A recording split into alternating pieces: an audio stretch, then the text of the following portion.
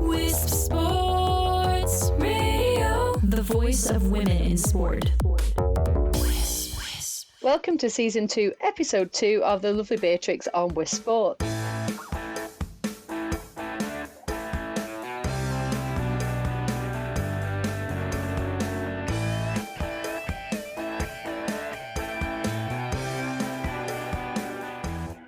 I'm the Lovely Biertrix, and at Wisp Sport we believe women in sport deserve equal coverage.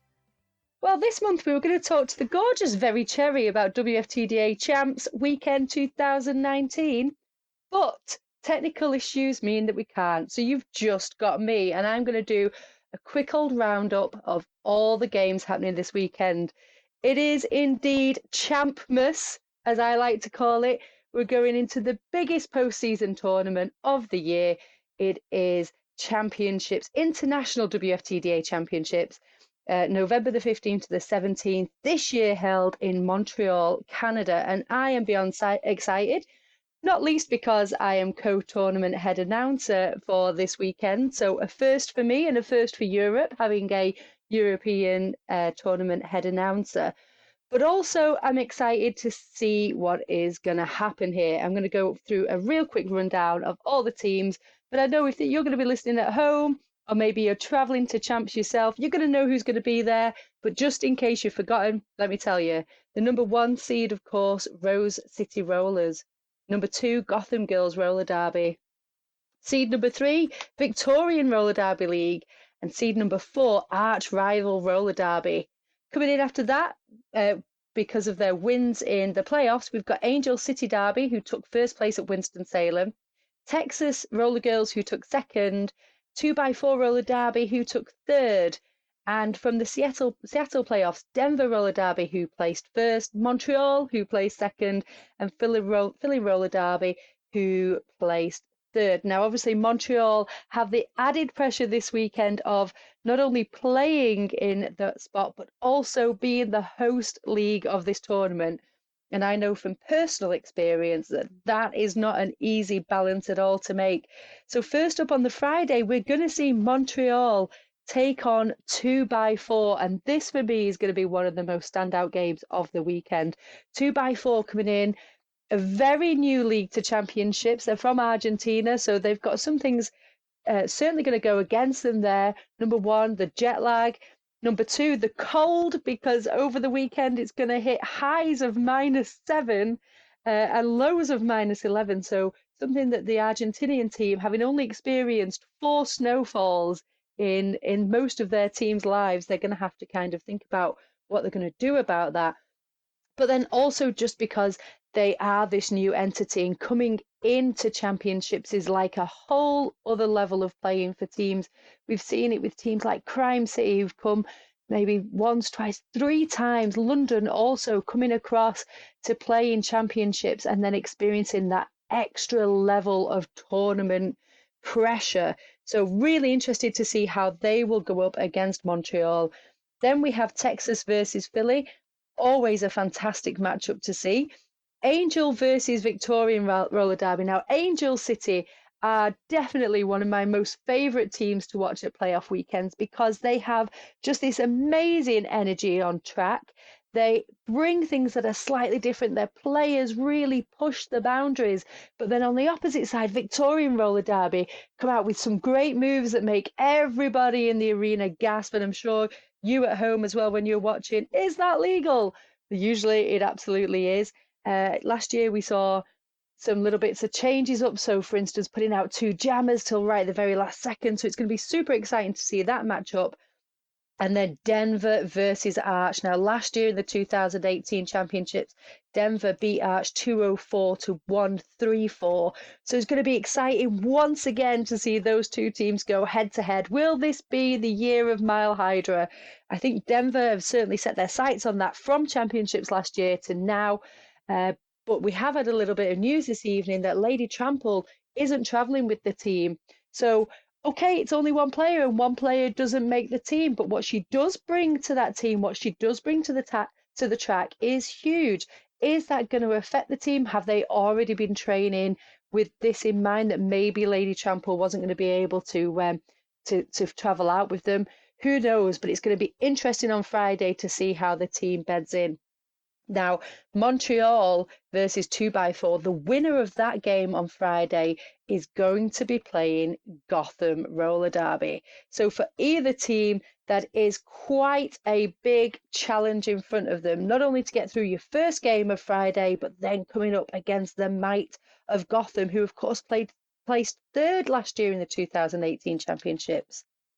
Texas versus Philly, the winner of that game goes on to play Rose City Rollers. Rose City Rollers, of course, placed first last year at the 2018 championships. So once again, another giant in the sport to play as your second game on that Friday.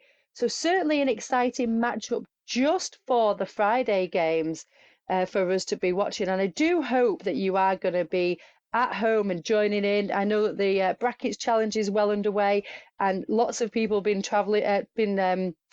kind of voting with their hearts rather than their brains there. So it's going to be super interesting, as I said, just on the Friday alone. And bringing that back as well to Montreal. Montreal not just hosting this tournament, but also playing in the tournament. It's going to be a tricky line that they pull in keeping focused and keeping on track, and as well as not getting pulled into those off-track dramas that always happen at tournaments, because it doesn't matter what you plan for, something always goes wrong. Saturday sees a game without borders. We Are Nation Team Indigenous are playing there, along with the team, the Jewish team, whose name I am so sorry, it just slips my mind right now. And then we go into the losers of game 1 versus game 2. So the losers of Texas Philly versus the losers of Montreal 2x4. And those games, once again, you're still playing there for something, and they're going to be ones to watch for next year. Now, I don't know, and this might seem like an unpopular opinion, but I'm not sure that 2x4 are going to beat Montreal. Montreal have got that home crowd advantage, that home team, home venue advantage.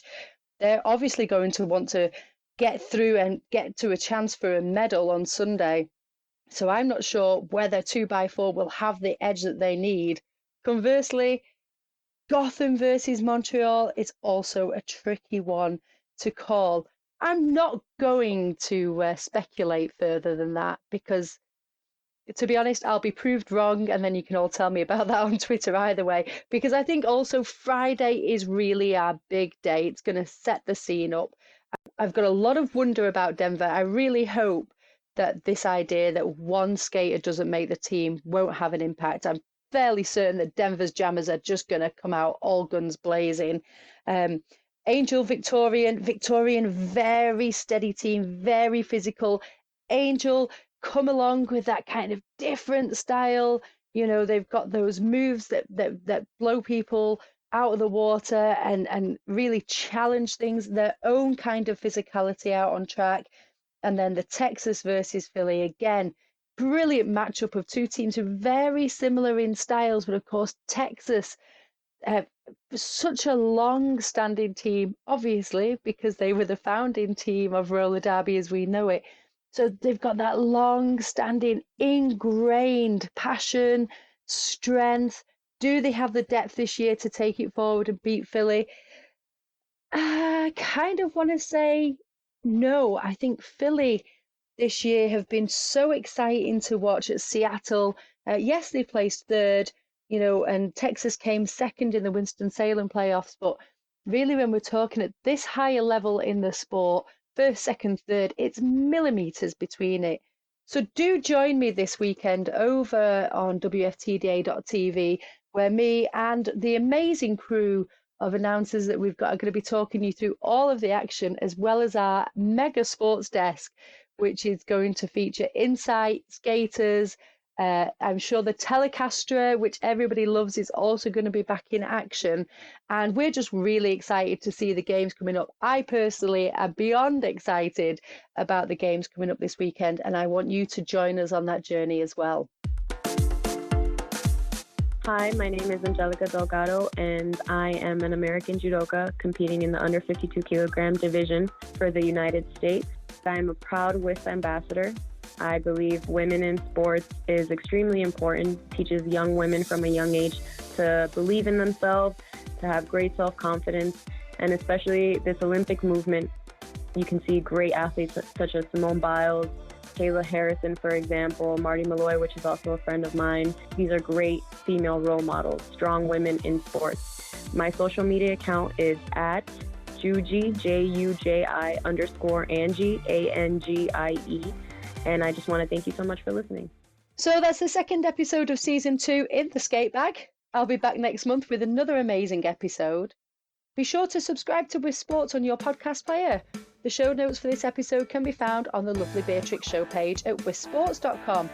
And while you're on the website, you'll find a lot more coverage of women's sport, from podcasts to videos, interviews and blogs covering all sports around the world. Follow us and share your comments on social media at Wisp Sports, and I'm at Biertrix. We're the first and only global podcast network for women's sports. And we'd love to hear from you if you have any suggestions for guests or would like to tell us what you think of the show. Drop us a line at info@wispsports.com. Until the next time, thank you for listening. We're turning up the volume on women's sports.